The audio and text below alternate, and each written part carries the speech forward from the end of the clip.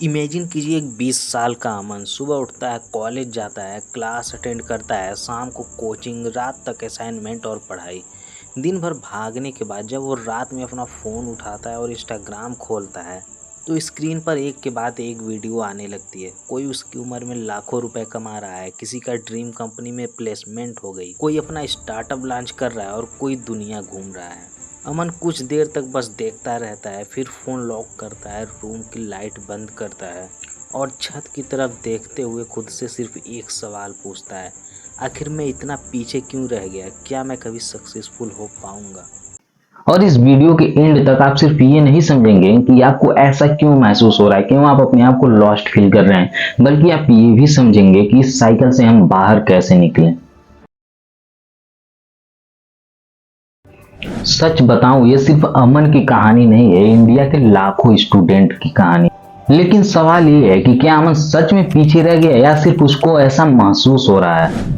और अगर अमन अकेला नहीं है तो इतने सारे इंडियन स्टूडेंट इसी फीलिंग से क्यों गुजर रहे हैं। देखिए, बाकी लोगों की तरह मैं इस वीडियो में नहीं डिस्कस करूंगा कि हमारा एजुकेशन सिस्टम खराब है, ये है वो है, क्योंकि अगर हम एजुकेशन सिस्टम के भरोसे बैठे रहें कि जब एजुकेशन सिस्टम सही होगा तब हम आगे बढ़ेंगे, सक्सेस होंगे, तो फिर हम शायद कभी नहीं सक्सेस हो पाएंगे।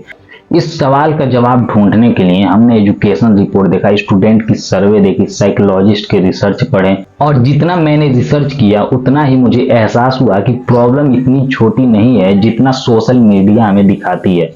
दरअसल इसके पीछे सिर्फ एक नहीं बल्कि कई वजह हैं, और पहली वजह शुरू होती है कंपैरिजन से।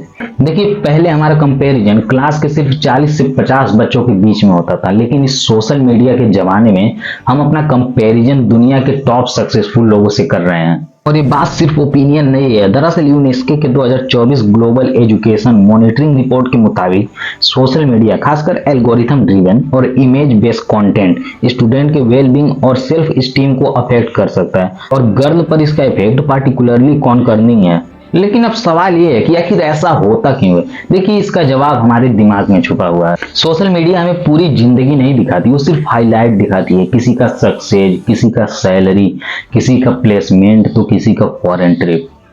लेकिन वो उस प्लेसमेंट के पीछे की 200 रिजेक्शन, एनक्साइटी, फेलियर, ये सारी चीजें नहीं दिखाती। और जब अमन हर दिन सिर्फ दूसरे का हाईलाइट देखता है तो उसका दिमाग धीरे धीरे झूठ मान लेता है। सब लोग आगे बढ़ रहे हैं और सिर्फ मैं ही पीछे रह गया हूं। लेकिन सच ये नहीं है। सच ये है कि अमन अपनी रियल लाइफ को दूसरों के एडिटेड लाइफ से कंपेयर कर रहा है, और यहीं से उसका कॉन्फिडेंस टूटने लगता है।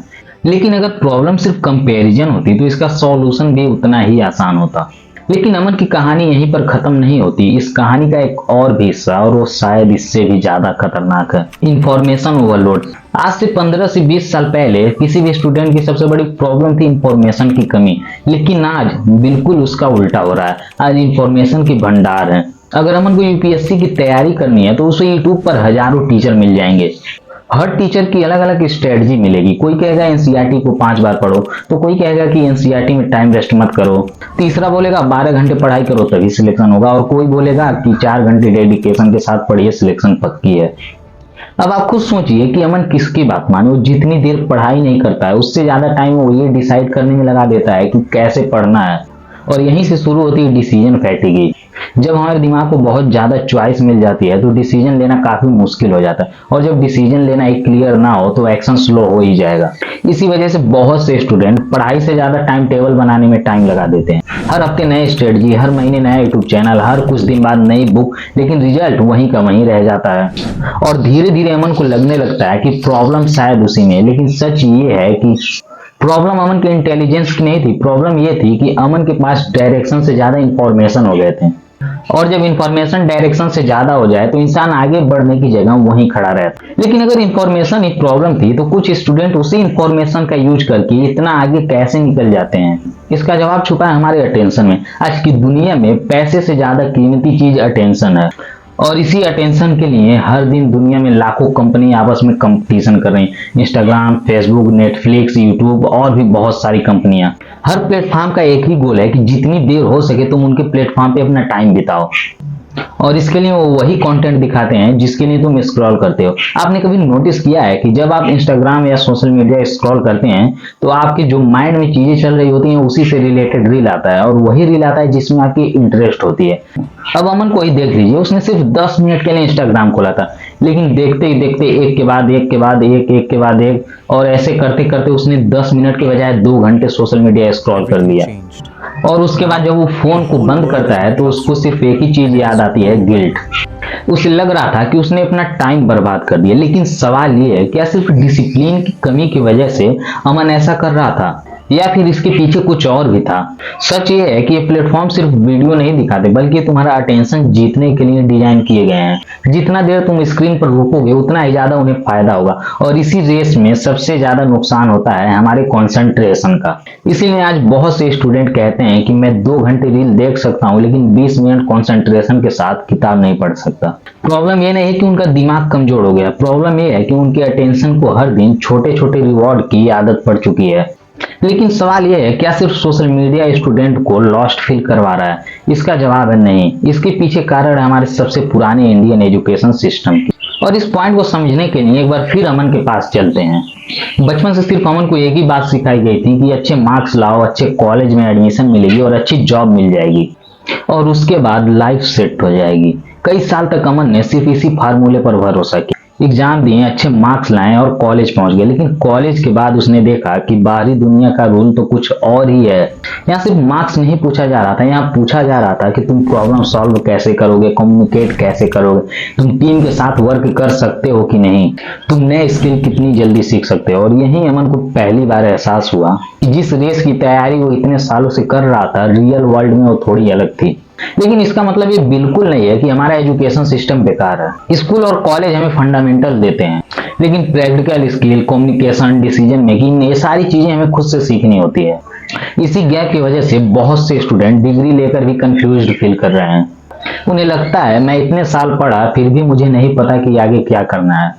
और शायद इसीलिए आज डिग्री होना और कैरियर क्लियर करना दोनों अलग अलग बातें बन चुकी हैं। लेकिन अगर comparison, information overload, attention economy, education system, ये सारी चीजें मिलकर स्टूडेंट को लॉस्ट फील करवा रही हैं, तो सबसे बड़ा सवाल ये है, क्या इस प्रॉब्लम का कोई सॉल्यूशन भी है, या फिर आज की जनरेशन को इसी कंफ्यूजन के साथ जीना पड़ेगा?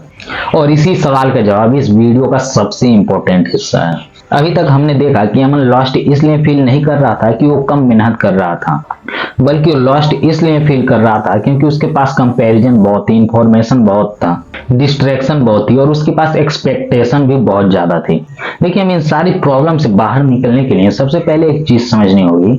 आप अपनी लाइफ के प्रॉब्लम को कंट्रोल नहीं कर सकते, आप सोशल मीडिया को बंद नहीं कर सकते, और आप एक दिन में एजुकेशन सिस्टम को भी नहीं बदल सकते। लेकिन एक चीज है जो आपके कंट्रोल में है, वो है आपका डायरेक्शन।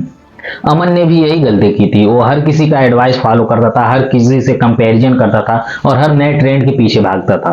लेकिन उसने कभी ये नहीं सोचा कि उसका खुद का गोल क्या है। और जिस दिन अमन ने अपना खुद का गोल चुना और बाकी सारी आवाजों को इग्नोर करना शुरू किया, उसी दिन से उसका प्रोग्रेस होना चालू हो गया। क्योंकि क्लैरिटी हमेशा कॉन्फिडेंस से पहले आती है और कॉन्फिडेंस एक्शन लेने के बाद आता है।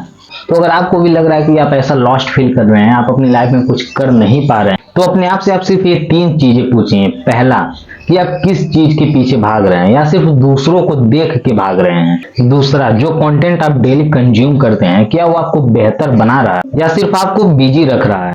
और तीसरा, अगर आज से 1 साल बाद आप ऐसे ही रहें तो इसका जिम्मेदार कौन होगा। मैं मानता हूं कि ये सारे सवाल मुश्किल हैं, लेकिन इसका जवाब ही आपकी डायरेक्शन तय करेगी। तो अगर इस वीडियो में आप अमन की जगह खुद को देख पा रहे हैं, तो ये बात आप याद रखिए कि आप अकेले नहीं हैं। इंडिया में लाखों स्टूडेंट हैं जो ऐसी कंफ्यूजन से गुजर रहे हैं, लेकिन हर स्टूडेंट की कहानी एक जैसा शुरू जरूर होती है, लेकिन उसका एंडिंग एक जैसा नहीं होता। कुछ लोग कंपैरिजन में ही अपनी जिंदगी निकाल देते हैं, और कुछ लोग एक दिन डिसाइड करते हैं कि वो किसी और की रेस नहीं दौड़ेंगे, वो अपनी रेस खुद बनाएंगे।